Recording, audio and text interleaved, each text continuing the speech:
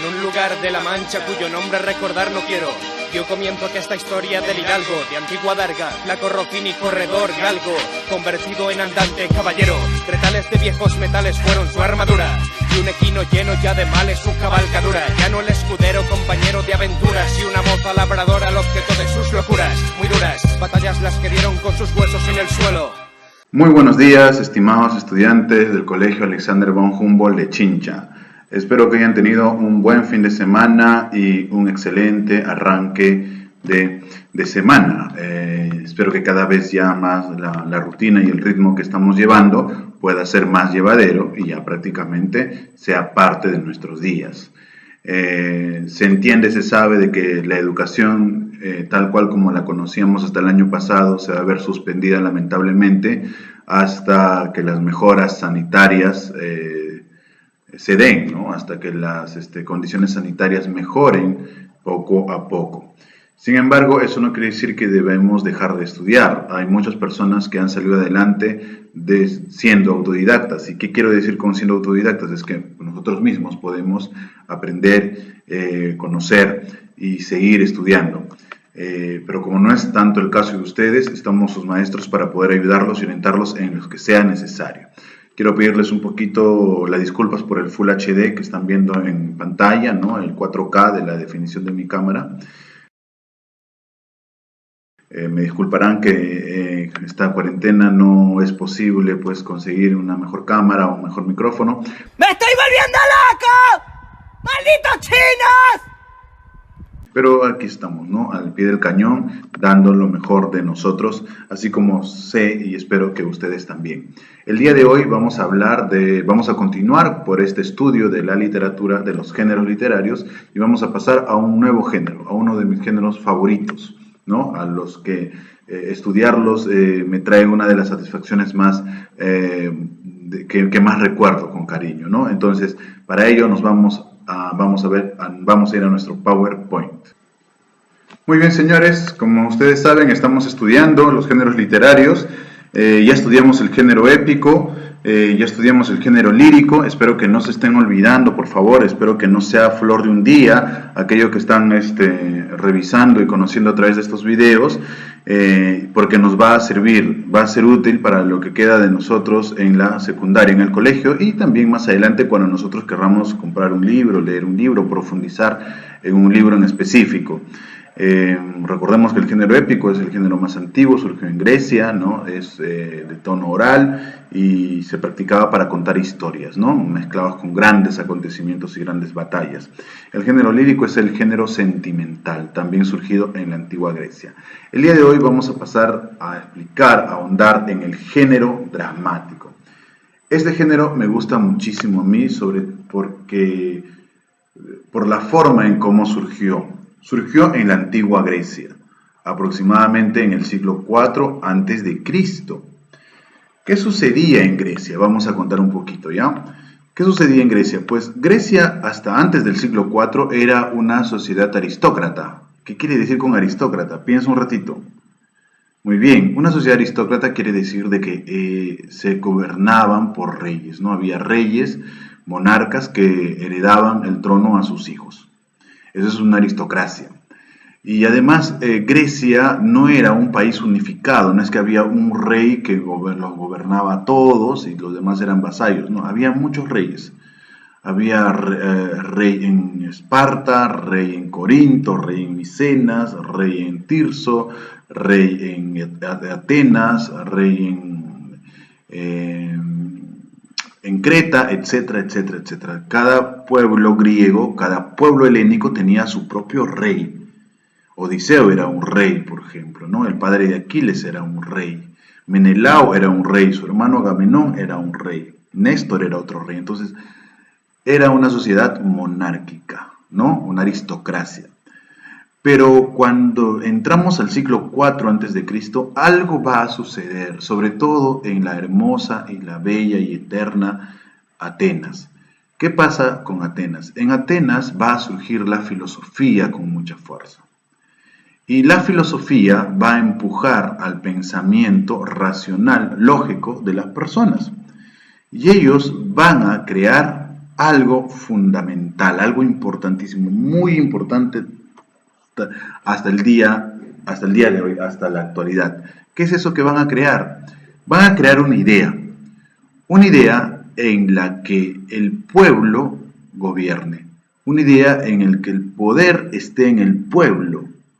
Ah, profe, como ahora, ¿no? En que nosotros vamos a votar, sí, pues nosotros vamos a votar y a veces escogemos mal, escogemos hasta las patas, pero bueno, el poder está en nuestras manos. Nosotros vivimos bajo este tipo de gobierno que es el gobierno del pueblo. ¿Cómo se le llama a este tipo de gobierno? Pues se le llama democracia, cracia, poder, demo, pueblo, ¿no? El poder del pueblo, democracia. Y esto lo crearon los antiguos atenienses, ¿no? E hizo de que ya no exista un rey ateniense, sino exista un gobernador, ¿no? Un político, una persona importante que tenía que ser famoso por sus cuestiones políticas, ser un gran orador, un gran pensador, ¿no? Entonces, Atenas deja de ser una aristocracia para convertirse en una ciudad. En ese entonces le llamaban polis, las famosas polis griegas. Entonces Atenas es la primera en convertirse en una polis, es decir, en una ciudad con un gobernador. Pero eso no quiere decir que todos los demás reinos de Grecia, pasaron a convertirse en polis. No, fue poco a poco, ¿no? Inclusive es muy famosa una guerra entre dos pueblos griegos llamados Atenas y Esparta, ¿no? Estas famosas guerras del Peloponeso, que lo van a estudiar en Historia Universal, pues nos revela de que Atenas era una polis y era una ciudad, y Esparta era un reino, ¿no? Todavía el rey Leónidas es famoso entre las líneas de la historia de Grecia. ¡Silencio! ¿Es todo su ejército? Supimos que Esparta pelearía. Queremos unirnos a su fuerza. Si están buscando sangre, sean bienvenidos. Llevas un puñado de soldados contra Jerjes. Me equivoqué al pensar que los espartanos eran tantos como nosotros. ¿Eso crees? Tú, dime, ¿cuál es tu profesión? Soy alfarero, señor. ¿Y tú, Arcadiano, cuál es tu profesión? Escultor, señor. Ya veo. ¿Y tú? Carpintero, señor.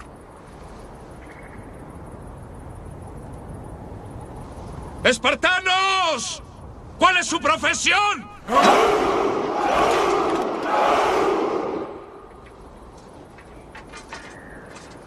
¿Entiendes, amigo? Llevo más soldados que tú. Bueno, entonces, el contexto en el que va a aparecer el género dramático es las polis. Empiezan a surgir las polis griegas, ¿no? Estas pequeñas ciudades. Uno de los más grandes gobernantes que tuvo Atenas fue el gran Pericles. Fue un orador y fue un gobernador de Atenas. Fue tan importante su legado y su mandato que a toda la influencia de su gobierno, a todo lo que dejó en su gobierno, se le conoce como el siglo de Pericles. Se dice que durante el siglo de Pericles, pues, se construyó el Partenón, se construyeron los grandes teatrones griegos, ¿no? Se construyeron los monumentos a los dioses griegos. Entonces, fue importantísimo. Floreció la filosofía, el teatro, todas las artes, la escultura, durante el gobierno de Pericles, ¿no? O sea, ese fue, digamos, que el contexto en el que surge el teatro. Pero antes de Pericles hay otro gobernador ateniense que también es muy importante, llamado Pisístrato. Y ahorita vamos a hablar un poquito de Pisístrato, ya lo vamos a dejar ahí, para hablar del género dramático, cómo es que surge. Bueno, los griegos tenían un dios, los antiguos griegos tenían un dios muy curioso, llamado Dioniso o Dionisio. Dionisio no nace siendo dios, primero nace como un semidios, pero para entender esto, resulta que Zeus, imagino que un día estaba viendo el firmamento, el horizonte, ¿no? La tierra, y vio una hermosa princesa llamada Semele. Semele era guapísima y Zeus, ustedes saben que no se hacía muchos problemas, ¿no? No se hacía muchas paltas, mucho roche y pues tenía un corazón muy grande, por decirlo de alguna manera. Y se presentó ante Semele en su forma humana y la enamoró, ¿no? Y le dijo, oye, yo soy Zeus, ¿quieres estar conmigo? Y la flaca le dijo, ya. Entonces ella se convierte en su amante, en una más de las amantes de Zeus. Zeus tenía una esposa, ¿no? Llamada Hera, la diosa de la fidelidad y de la familia. Los griegos a veces han sido muy troles, que digamos, pero la esposa de Zeus era la esposa de la diosa de la fidelidad y de la familia. Y la pobre siempre estaba detrás de Zeus viendo con quién le engañaba, ¿no? Y no le decía nada a Zeus, siempre se la agarraba con las amantes o con los hijos de Zeus. Por eso ya deben conocer un poco la historia de Heracles, ¿no? Entonces, ¿qué sucede? Zeus está con Semele y Semele es feliz de estar con Zeus, ¿no? Se siente orgullosa, oronda, ¿no? Pasea por los parques, por las ciudades, diciendo de que Zeus es su amante. Pero un día se le acerca una anciana, ¿no? Una vieja, ¿no? Decrépita, que le dice, me han dicho de que tienes como amante a Zeus. Y Semele dice, sí, por supuesto, obvio. Pero ¿cómo lo sabes? Le dice la anciana. ¿Acaso este supuesto Dios se ha manifestado en su verdadera forma? Y a Semele le entra la duda. Le entra una terrible duda. Entonces, la próxima vez que Zeus se presenta, le dice, tú eres Zeus, ¿verdad? Y Zeus le dice, por supuesto, amada mía. Entonces, muéstrate en tu verdadera forma y demuéstrame que eres Zeus. Pero Zeus no quería hacerlo, porque si él se mostraba con su verdadero poder, podía liberar una energía poderosa y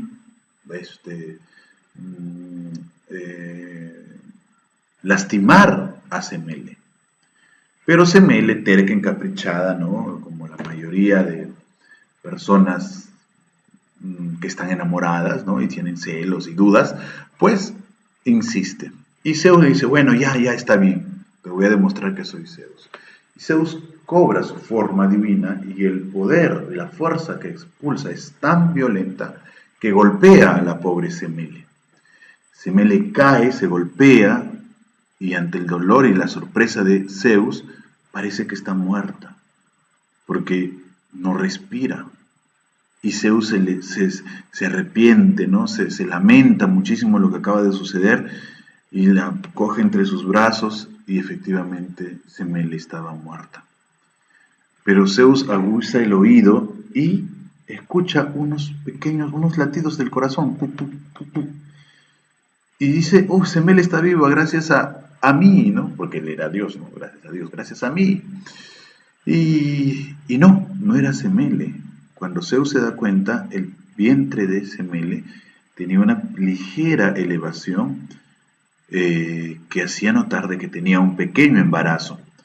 Y es así que Zeus hace una incisión en el vientre de Semele y hay un pequeño bebé de unos cuantos meses que todavía no tiene la edad suficiente como para sobrevivir. Y así que Zeus se corta el muslo y coloca ahí al pequeño bebé. Y lo tiene ahí, oculto, hasta que pase el tiempo y el bebé ya es lo suficientemente grande y Zeus se saca al bebé y se lo entrega a sus abuelos maternos. Y ellos lo van a criar bajo el nombre de Dionisio. Los romanos le van a llamar Baco o Bacchus, que eso ya lo expliqué, ¿no? Y el joven Dionisio crece, es muy vivo, muy feliz, ¿no? Muy juguetón. Y Zeus le da dos poderes, dos habilidades. Le da el don de la metamorfosis, es decir, de poder transformarse en lo que sea, y le da el don de poder sembrar y producir uva, el árbol de la vid, con la que le va a enseñar a los seres humanos, a los hombres, a hacer el vino. Pero Dionisio era un semidios solamente. ¿Por qué creen que le dio el don de la metamorfosis? Muy bien, porque así podía huir de la furia de Hera. Recuerden que Hera le tenía bronca a todos los hijos bastardos de su marido, ¿no? Lo mismo le sucedió al pobre de Heracles. Entonces, cada vez que Hera lo perseguía, pues él simplemente se metamorfoseaba. Pero a donde llegaba Dionisio era sinónimo de fiesta, de alegría, de jolgorio, ¿no? De bulla, de ruido, ¿no? Las personas lo recibían, según la mitología, con los brazos abiertos, y se bebía, y se comía, y se excedía, había excesos y de todo, y eso ya no lo puedo seguir contando. Y por eso es que Dionisio es un dios muy querido por los atenienses, y es por eso que le van a dedicar fiestas a Dionisio. Resulta que en estas fiestas, a la cual se van a llamar dionisiacas en honor a Dionisio, van a practicarse una serie de rituales, ¿no? Van a practicarse una serie de cosas, de prácticas muy antiguas, ¿no? ¿Qué sucede? Pues en estas dionisiacas había un ritual de fertilidad llamada ditirambos. ¿Y en qué consiste este ritual? En que los hombres se van a disfrazar de machos cabríos, se van a disfrazar de sátiros, de los machos de la cabra, es decir, de cabritos, de cabros, ¿no? Que tú entiendas algo malo y que tengas un concepto erróneo de la palabra, ya no es mi responsabilidad, pero se van a disfrazar de machos cabríos, se van a disfrazar de sátiros. ¿Y por qué? Porque los sátiros, estos personajes mitológicos, son muy lujuriosos, muy sexuales, ¿no? Y ellos pues representan la fertilidad y la virilidad. Y es por eso que los hombres se van a disfrazar, se van a poner máscaras y cuernos, ¿no? Y se van a poner a veces inclusive tacos como si fuera la pata del macho cabrío, ¿no? Y van a practicar este ritual. Durante este ritual el ser humano se da cuenta de que puede representar a otra cosa, puede representar a otro ser, puede dejar de ser sí mismo para representar a alguien más. Entonces se empieza a construir historias donde los que cuentan las historias son personajes disfrazados con máscaras y cuernos. Máscaras y cuernos. Ellos se van a parar frente al escenario y van a contar en coro, por lo general eran 12 personas que se disfrazaban con túnicas y con máscaras, ¿no? Y con cuernos, y van a contar como si fuera un coro las historias, ¿no? Que en ese periodo era muy popular. Entonces, esto hizo que Pisístrato, recuerden al gobernante anterior que mencioné, Pisístrato creara los festivales teatrales en favor de Dionisio durante las dionisiacas. E iban los autores dramáticos, los autores teatrales, y creaban estas historias, y quienes la contaban eran un grupo de personas que se ponían máscaras y contaban la historia a modo de coro. Estas personas con el tiempo van a ir evolucionando poco a poco, porque una de estas personas que usa una máscara se va a poner adelante y va a empezar a interactuar con el coro. Esto hace de que surja el primer actor. Los griegos conocían a estos actores como hipócritas. ¿Por qué?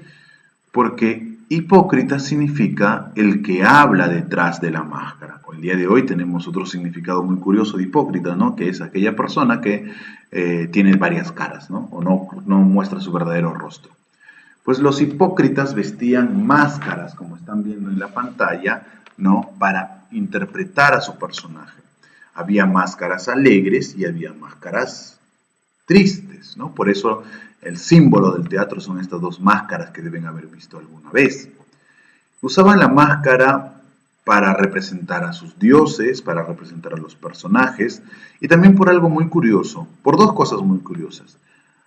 Para representar a los personajes femeninos. Y se dirá, profe, pero ¿por qué no se representan los personajes femeninos con el rostro de una mujer? Porque las mujeres no podían actuar, las mujeres tenían prohibido actuar. Por eso es que si había el papel de una mujer, si había un personaje femenino, era un hombre quien la interpretaba, pero usaba una máscara para disimular sus facciones de hombre, ¿no? El otro detalle es que las máscaras funcionaban a modo de bocina, porque la parte de la boca era una abertura así, modo de a veces tú juntas las manos para que se te escuche. Bueno, funcionaba de la misma manera, para que el actor pudiera ser escuchado por todos los asistentes del teatro griego, ¿no? Quiero que quede claro algo, quiero que algo quede muy en claro. El teatro griego, el teatro en sí está relacionado con el escenario, con las actuaciones, con las tablas, con los telones y con el público, ¿de acuerdo? Ya cuando digo teatro, eso debe venirles a la mente, inmediatamente, ¿no? Otra cosa que utilizaban estos hipócritas o estos actores eran túnicas largas y unos zapatos enormes llamados coturnos. Estos zapatos enormes hacían que ellos se vieran más grandes, más superiores, para así como que dar un impacto terrible, ¿no? Por ejemplo, muchos de los dioses eran personajes de sus obras de teatro y esto pues generaba una imagen pues terrible de sus dioses. Ahora, esto es así como surge el teatro, ¿no? Surge el teatro, pero tú dirás, profe, pero ¿cómo surge la palabra teatro? Bueno, pues la palabra teatro surge de la palabra trasgos, que significa cuernos. Curioso, ¿no? Perdón, estoy confundiendo. Lo primero que surge en el teatro es la tragedia. Lo primero que se practica es la tragedia. ¿Y qué es la tragedia? Es la obra de teatro en la que el final termina mal, hay muertes por todos lados. ¿Y cómo surge la palabra tragedia? Pues tragedia viene de la palabra trasgos, que significa cuernos.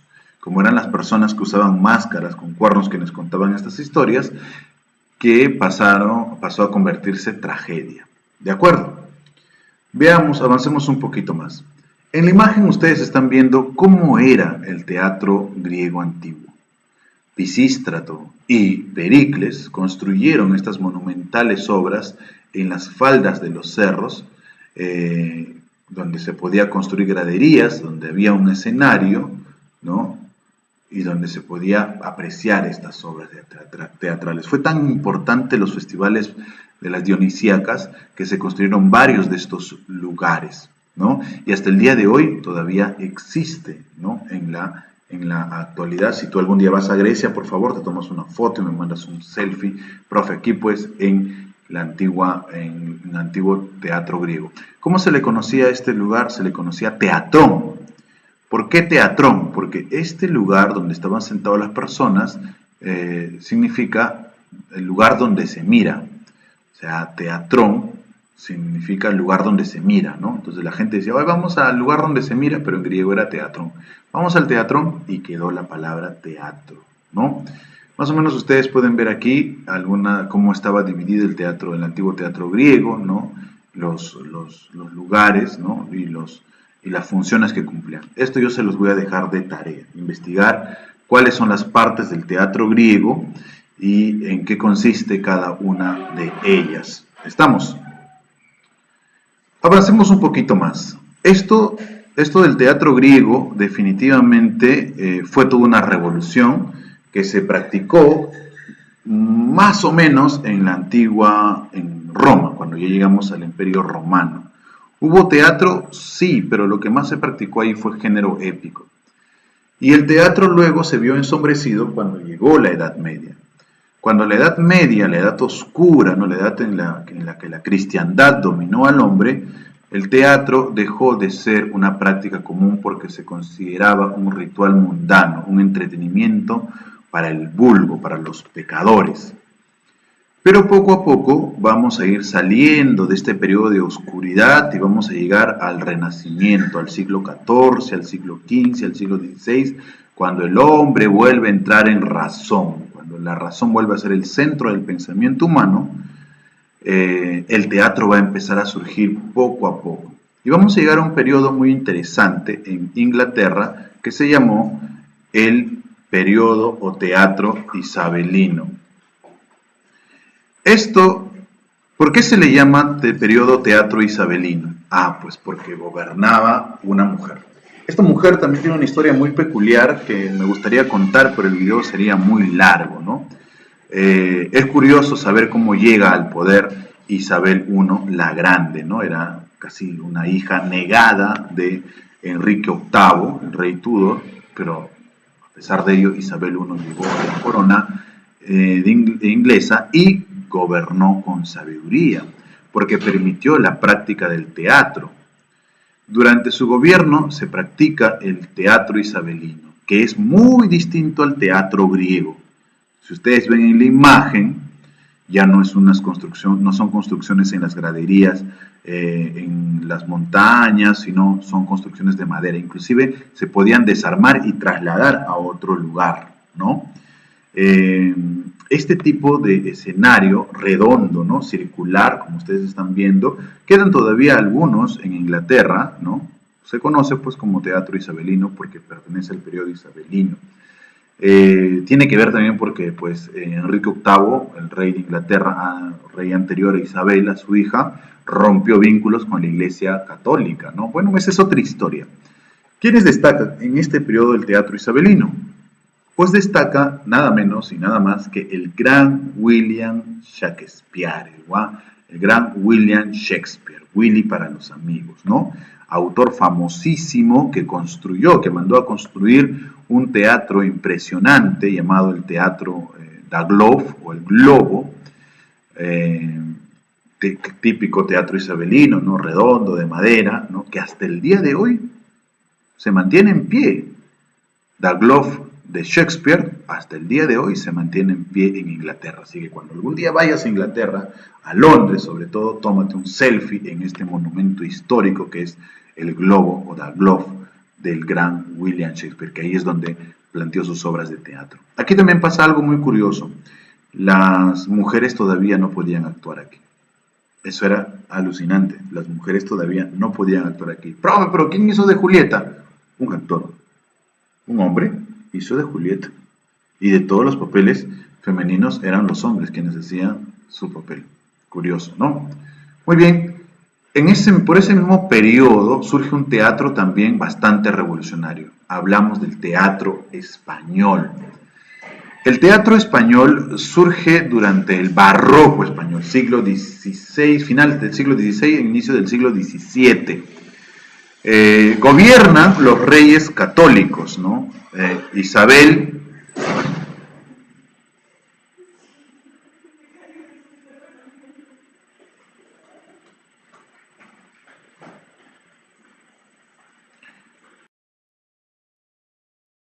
Gobiernan Isabel y Fernando de Aragón, los reyes católicos. Y a pesar de que eran pues muy católicos, se practicó un teatro muy interesante, pero la arquitectura de este teatro era muy peculiar. No es como el teatrón griego, miren la diferencia, no es como el teatro isabelino, inglés, es un teatro muy extraño y muy genial también, muy chévere. ¿Qué sucede? Pues para aprovechar los espacios, las casas en España tenían un patio, todas las casas tenían un patio y a veces ese patio coincidía con el patio de otra casa y formaban un rectángulo, formaban un cuadrado o un cuadrilátero, ¿no? Y como estas casas, las espaldas de las casas, patio trasero, tenían balcones estas casas, se les ocurrió poner un entarimado, poner un tabladillo y usarlo como teatro. Y fueron muy difundidos, se practicaron muchísimo, inclusive se cobraba entrada y todo lo demás, y se le conoció como corrales de comedia, porque tiene una forma cuadradita de un corral, ¿no? Corrales de comedia. El máximo representante de este teatro español es el gran Félix Lope de Vega, conocido como el Fénix de los Genios. Hay algo que se me olvidó contarles aquí durante el teatro isabelino, es que no sé si alguno de ustedes ha practicado teatro, algún día seguramente lo hará, pero es muy clásico y es muy común cuando los actores antes de salir al escenario se van a dar unas palabras de suerte, ¿no? Unas palabras enérgicas para que todo salga bien. Y se suelen decir, no, buena suerte amigo, que te vaya bien en el escenario, o que te vaya bien, o actúa bien, no. Se desea, tampoco digo rómpete una pata, no. Se deseaban algo muy curioso.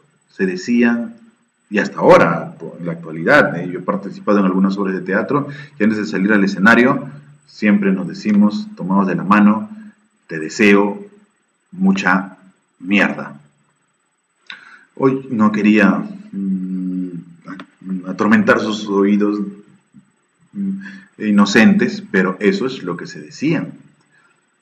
Y ustedes se preguntarán, pero ¿cómo? ¿Por qué se van a decir ese tipo de cosas en el teatro? ¿Cómo se van a desear mucha M?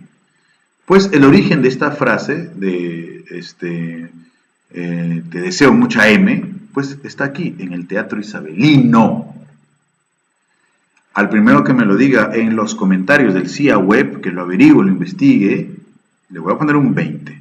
¿De acuerdo? Yo lo sé, pero nada pierdo contándoles, pero quisiera que ustedes lo averigüen, porque es muy curioso, ¿de acuerdo? Bueno, entonces, el teatro español se practicaba en los famosos corrales de comedia. Veamos algunos ejemplos, ¿no?, del género dramático, ¿no?, del teatro. Existen 3 especies muy marcadas, muy claritas, ¿no? La tragedia, como es la gran obra maestra de Sófocles, Edipo Rey. ¿Por qué tragedia? Porque el final es terrible, ¿no? Es terrible, es funesto, a más no poder. El punto de partida de la historia es terrible, porque trata de un hombre cuyo destino era matar a su padre y casarse con su propia madre. Eso es terrible. Más adelante hablaremos de esta obra, me imagino, de manera mucho más profunda, ¿ya? Comedia, pues tenemos la gran famosa obra de Manuel Asensio Segura, esta obra de teatro peruana llamada Ñacatita, ¿no? Hay una vieja, esta terrible, que le gusta hacer la buena, un viejo verde, ¿no? Una vieja chismosa, ¿no? Metiche, ¿no?